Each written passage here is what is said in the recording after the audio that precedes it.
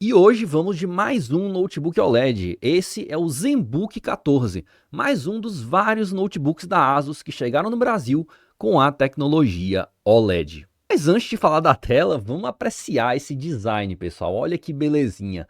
Corpo todo em metal e apenas 1,340 kg. Ou seja, o foco é portabilidade e qualidade. Ele tem tudo que um ultra fino premium precisa. Boa tela, boa construção e o mais importante de tudo, que eu sempre costumo brincar, uma tampa que abre com uma mão só. Outro ponto que não falta na qualidade é o belo par de alto-falantes desse ZenBook. Aqui no Brasil, acho que só a ASUS está chegando perto dos MacBook em questão de qualidade de som. Eu tomei um susto quando eu fui brincar um pouquinho de CSGO, mesmo esse não sendo notebook gamer, né? É sempre bom a gente testar em cenários críticos. E eu me assustei, antes de me assustar com o desempenho, eu me assustei com os alto-falantes. E é como eu falei, não foi o único susto que eu tomei, né? Para um notebook de 14 polegadas, esse som todo acaba assustando, né? E não é só isso. Ele não tem chip gráfico dedicado e mesmo assim o CS rodou bem, até bem demais para o que eu esperava que ele ia rodar. Claro, né, de vez em quando ele vai dar umas engasgadas porque a gente está falando de um notebook de 14 polegadas que não é gamer e tem chip gráfico integrado, né? Além disso, tem que reduzir a resolução para Full HD porque ele tem uma resolução muito alta de 2,8K, né? É uma resolução muito alta para a gente jogar. Isso acabou me chamando mais a atenção porque o próprio Asus VivoBook 16X, também OLED, que eu testei aqui no canal, tem um i7 12700H, compartilha o mesmo chip gráfico integrado, né, do ZenBook 14 e o ZenBook 14 teve mais estabilidade, né? Com o chip gráfico integrado é o mesmo, o desempate fica no processador e era para o 12700H ganhar tranquilamente do 1260p, né? Aqui a gente tem um i7 1260p e não um i7 12700H. Então ali seria o desempate no processador, até porque o CSGO é um jogo que usa bastante processador. E um aviso importante, não confundam o ZenBook 14 com o ZenBook 14X. O 14X sim vai ter o i7 12700H, mas não terá a certificação IVO da Intel. Para ganhar essa certificação, o notebook precisa atender diversas demandas da Intel. Ela pede uma espessura menor, carregamento rápido, porta Thunderbolt, acordar instantaneamente quando você abre a tampa, enfim, tem várias coisinhas que a Intel pede. Porém, pessoal, quando o notebook não tem essa certificação da Intel, não significa que ele não faça algumas dessas coisas, né, que essa certificação pede. Pode ser que o notebook consiga ligar rapidamente, mesmo sem a certificação, tenha carregamento rápido, mesmo sem a certificação, tenha uma espessura menor, mesmo sem a certificação. Acho que vocês entenderam a lógica. Mas enfim, voltando ao ZenBook 14, o i7 1260p, para quem não conhece, é um processador de 12 núcleos, onde 4 são focados em desempenho voltado para ultrafinos, ou seja, ele tem um consumo mais baixo e vai gerar menos calor porque o foco são notebooks mais portáteis. Mas não, ele não vai ser melhor do que o i7 12700H. O nosso teste no CS foi apenas um caso atípico. Quando a gente vai para o uso profissional, para o uso pesado, o i7 1260p vai mostrar exatamente a posição que ele fica, né? Ele não vai, como eu falei, bater o i7 12700H, o i5 12500H ou até um i5 11400H. Ele é um processador de ultra finos e não de alto desempenho como a série H da Intel. Mas apesar de ser um processador voltado para ultra finos, pessoal, ele não é um processador frio, tá? O 1260p vai ter 23 watts de power no modo padrão e até 30 watts no modo turbo. Então não se assuste, inclusive, se você ouvir a ventoinha do seu ZenBook disparar de vez em quando, do nada, até em tarefas simples, sem usar o modo turbo, tá? É um processador para ultra finos, mas como a Intel está usando powers mais altos ultimamente, é natural, né, que ele seja tanto um pouquinho mais forte do que o esperado e também pode sim fazer mais barulho e precisar, né, de um sistema de resfriamento mais parrudo para segurar. Não tem jeito. Quanto mais power, mais calor. Então sim, para quem gosta do notebook super silencioso, o ZenBook pode sim fazer um barulhinho de vez em quando, mas não é nada grave, não vai ser assim a ponto de incomodar. Mas você vai saber que está ali. Mas apesar desse processador ser mais guloso, né, em questão de consumo, ele não fez feio na bateria, né? E falando nisso, pessoal, olha o tamanho da bateria desse ZenBook. Com 75 watts de capacidade, ele me deu 10 horas de duração no uso leve em streaming de vídeo, né? Não é à toa que o que mais tem dentro desse ZenBook é a bateria. E essa tela OLED, né, pela resolução, né, por tudo que ela oferece, ela acaba também consumindo mais energia, mas com essa bateria acabou sim segurando. Aqui dentro também temos a única opção de upgrade, que seria a troca do SSD M2, que tem 1 TB. A boa notícia é que ele já vem com 16 GB de RAM, tá? Então, acredito que a maioria dos usuários não vai sentir necessidade de fazer nenhum tipo de upgrade no ZenBook, até porque o público dele não é esse. O teclado é bem confortável, retroiluminado e padrão brasileiro, assim como o touchpad, que também é liso e tem um bom clique. Aqui também a gente tem leitor biométrico, tá? Mas infelizmente não temos o desbloqueio por infravermelho do Windows Hello. Aqui na webcam, como vocês podem ver, a qualidade não é assim nada absurdo, né? Tá bem dentro do normal.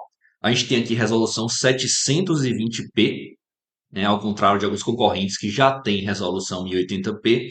A iluminação aqui eu deixei de propósito não tão alta nem não tão baixa, assim, para a gente ver mais ou menos como é que ficaria. E também, aproveitando, vocês também vão ver como é que está a qualidade do microfone do ZenBook. Agora, vou ligar aqui as minhas luzes de gravação para vocês verem como é que fica com iluminação ainda melhor. Aqui, como vocês podem ver, olha só como é que fica se a gente colocar uma iluminação ainda um pouco melhor, né?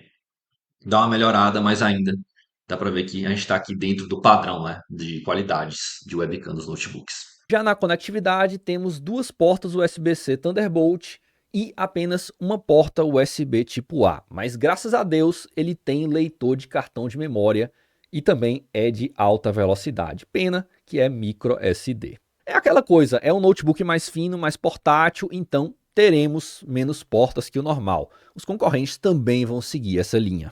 Mas bora lá falar da tela, que é um dos aspectos mais importantes, se não o mais importante do ZenBook 14. Aqui temos uma tela OLED de 14 polegadas de resolução de 2.8K, né? Ou seja, fica ali entre Full HD e 4K. Eu diria que até que é a melhor resolução que tem, porque 4K acaba sendo muito exagerado e Full HD acaba sendo pouco em algumas situações. E além disso, ela é 90 Hz e tem cobertura de cores próximo de 100% em todos os espectros, né? sRGB, Adobe RGB e DCI-P3. E além de todas essas vantagens da tecnologia OLED, pessoal, essa tela me deu resultados ainda melhores que a tela do VivoBook 16X, que também tem tela OLED, só que 16 polegadas. Ele me deu um resultado muito interessante, tanto no contraste como o nível de preto.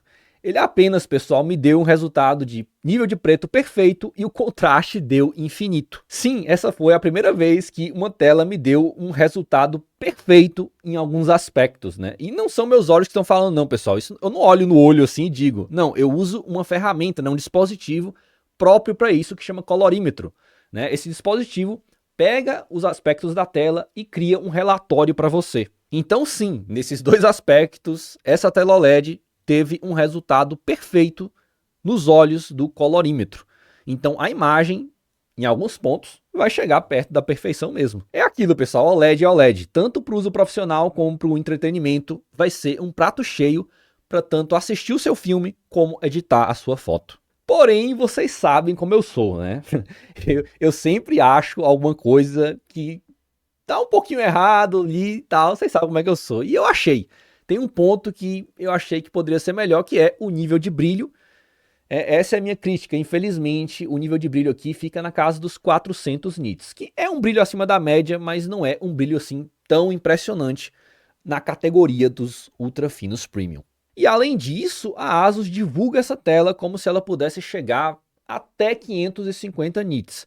É aquela coisa, pessoal, eles não estão mentindo, mas ao mesmo tempo você fica sem saber qual que vai ser o brilho da tela. Ah, é até 550 nits. Mas aí, qual vai ser o brilho que você vai receber, né? Provavelmente ele está sendo vendido com mais de um modelo de tela, né? Por isso que eles estão colocando essa especificação de até 550. Pode ser que tenha um outro modelo de tela nesse mesmo notebook que tenha um brilho maior, ou então exista uma variação de brilho de uma tela OLED para outra bem grande, né? É uma das duas situações. Outra observação é que, apesar dessa tela ser de 90 Hz, Quando ele chegou para mim, ele não estava com os 90 Hz habilitados, tá? Então eu tive que habilitar.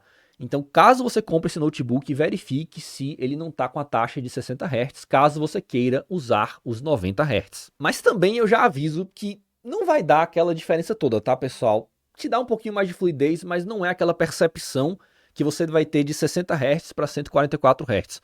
90 Hz, que fica ali mais ou menos no meio, não te dá assim essa fluidez toda que os 144 Hz vão dar. E aí também tem outro ponto, né?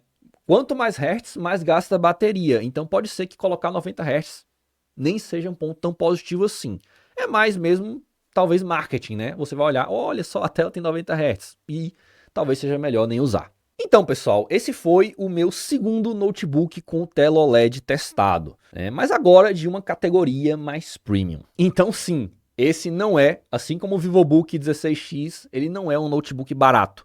Ele vai ficar na casa aí dos R$8.000, porém, né, dentro dos ultrafinos top de linha, ele tá entre os mais baratos, querendo ou não. Mas é aquela coisa também, pessoal, o preço no Brasil tá o tempo todo subindo, descendo. Então nem levem isso que eu tô falando, né, a ferro e fogo, né? Principalmente se você acessar o boletando.com, a nossa comunidade de promoções, que aí sim você vai comprar o seu notebook, smartphone e TV pelo menor preço, além de verificar qual é o histórico de preço de cada notebook. Então bora lá para os concorrentes do ZenBook 14. Primeiro a gente tem o Dell XPS de 12ª geração. Esse vai custar na faixa aí dos R$2.000 a mais do ZenBook 14. Ele vai ter menos portas e a versão dele brasileira parece que não veio com OLED, né? Eu não achei a versão dele OLED no Brasil. Então nesse ponto o ZenBook vai ter vantagem além de ser mais barato, né? Só que a webcam do XPS vai ser Full HD contra 720p do ZenBook e ele também vai ter um brilho mais alto na tela de 550 nits. Mas tem outras 3 opções que vão dar bem mais trabalho para o ZenBook. Primeiro, o Galaxy Book Pro 2, que infelizmente eu não tive a oportunidade de testar, mas no papel, pessoal, ele tá pau a pau com o ZenBook, se não melhor. O Galaxy tem vantagem de ter uma porta HDMI, ele tem chip gráfico Intel Arc, que vai ser melhor do que o Intel Iris Xe, vai ter ali um desempenho talvez acima da MX 450, né, da GeForce, né, se a refrigeração deixar, né, claro, tem que falar sempre isso, porque cada notebook pode ter um desempenho diferente a depender da refrigeração, e ele também vai ter webcam 1080p contra 720p do ZenBook. O ZenBook vai te dar uma tela, né, um pouco maior e melhor, né? Ele vai ter resolução de 2.8K, como já falado, contra Full HD do Galaxy, mas as duas têm excelentes qualidades, né, nos outros aspectos. O ZenBook com OLED e o Galaxy com AMOLED, então tanto o contraste, né, como o nível de cores e tudo mais, dos dois vai ser muito bom.